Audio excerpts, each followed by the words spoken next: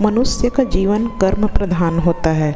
हम अपने कर्मों के द्वारा ही पहचाने जाते हैं और हमारे कर्म जो हैं वही हमारे भाग्य बन जाते हैं और बिगाड़ भी वही देते हैं। यदि मनुष्य बुरे कर्म करता है तो उसे फल भी बुरा ही मिलता है। इसी तरह अच्छे कर्म द्वारा अच्छा फल प्राप्त किया जा सकता है। न सिर्फ इस जन्म में बल्कि हमारे सभी सुख और दुख की प्राप्ति और अनुभव हमारे पूर्व जन्मों के लिए कर्मों का ही परिणाम होता है। हमारे कर्मों का प्रारंभ हमारे विचारों से होता है। जिस प्रकार के विचार हमारे मन में उत्पन्न होते हैं उसी प्रकार के कर्म करने लगते हैं। तो क्यों ना सकारात्मक सोच को बढ़ावा दिया जाए। तो आइए जानते हैं कर्म के अनमोल विचार। बुरे कर्म करके अच्छे भाग्य की कल्पना भी बेकार है। यदि हमारे कर्म अच्छे हैं तो हमारा भाग्य भी सुंदर होगा। जैसे जिसकी सोच होती है वैसे ही उसका कर्म होता है। जैसे जिसका कर्म होता है वैसे ही उसको फल मिलता है।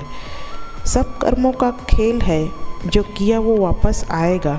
आज जो तुझे रुला रहा है कल उसे कोई और रुलाएगा। अच्छा करो या बुरा, जो जाता है वही वापस आता है। अच्छे परिणाम प्राप्त करने के लिए पहले एक पवित्र उद्देश्य निर्धारित किया जाता है और फिर उसकी सिद्धि के लिए अच्छे कर्म किए जाते हैं। विचार उद्देश्यों की ओर ले जाते हैं। उद्देश्य कार्यवाही में आगे बढ़ते हैं। क्रियाएं आदतें बन जाती हैं और आदतें चरित्र तय करती हैं और चरित्र हमारे भाग्य को तय करते हैं।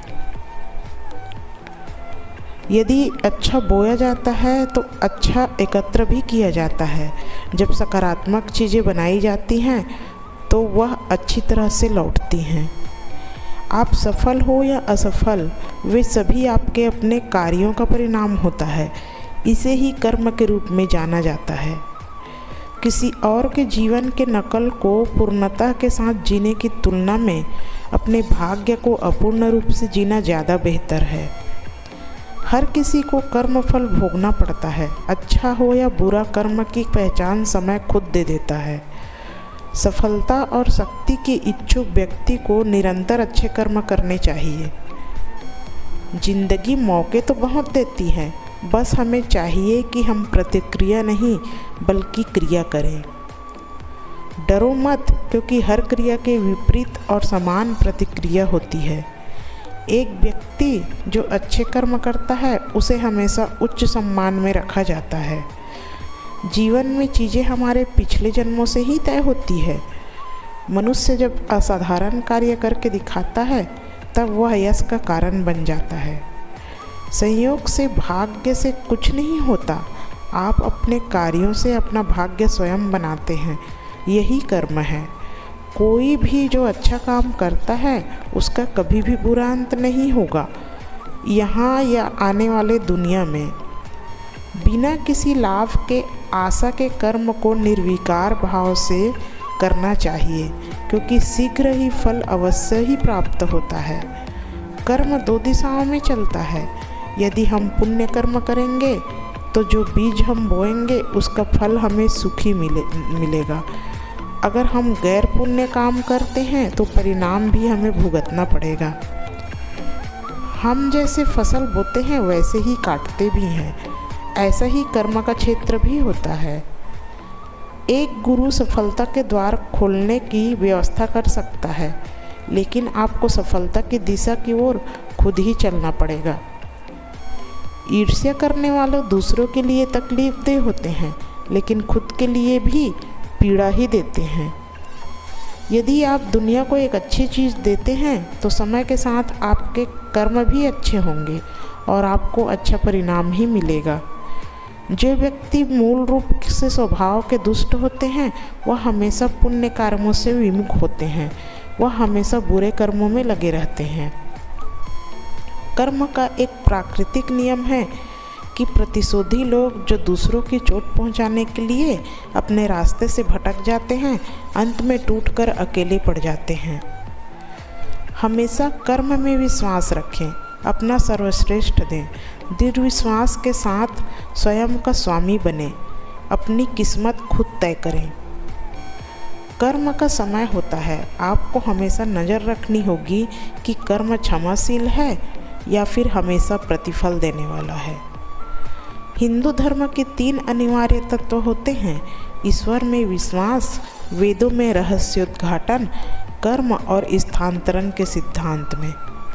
इच्छा की मुक्ति नहीं है, यह कारण और प्रभाव से बंधी हुई घटना है, लेकिन इच्छा के पीछे कुछ है जो स्वतंत्र है। हमारे विचार और हमारे शब्द कर्मजाल के धागे होते हैं जिन्हें हम अपने चारों ओर फेंक देते हैं।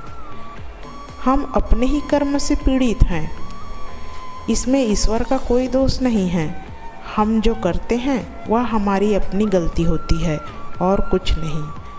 प्रत्येक व्यक्ति के जीवन में एक मिशन होता है जो उसके सभी अनंत अतीत कर्मों का परिणाम होता है। जब असीम साहस और हृदय से अदम्य शक्ति के साथ तीव्र कर्मयोग की आवश्यकता होती है, तभी देश की जनता जागेगी। मित्र हो या शत्रु, वे सभी उसके हाथों में साधन हैं जो हमें सुख या दुख के माध्यम से अपने कर्मों को पूरा करने में मदद करते हैं। जो पहले बुरे कर्म करता था लेकिन आज जो सुधार करता है और अच्छे कर्म बनाता है, वह दुनिया को उज्जवल करता है, जैसे चंद्रमा बादल के पीछे से दिखाई देता है। सब कुछ दिमाग पर आधारित होता है, दिमाग से चलता है, दिमाग से बना है। यदि तुम अशुद्ध मन से बोलते और काम करते हो तो दुख तुम्हारे पीछे पीछे आएगा। जैसे बैलगाड़ी के पहिए बैल के चिन्हों पर चलते हैं।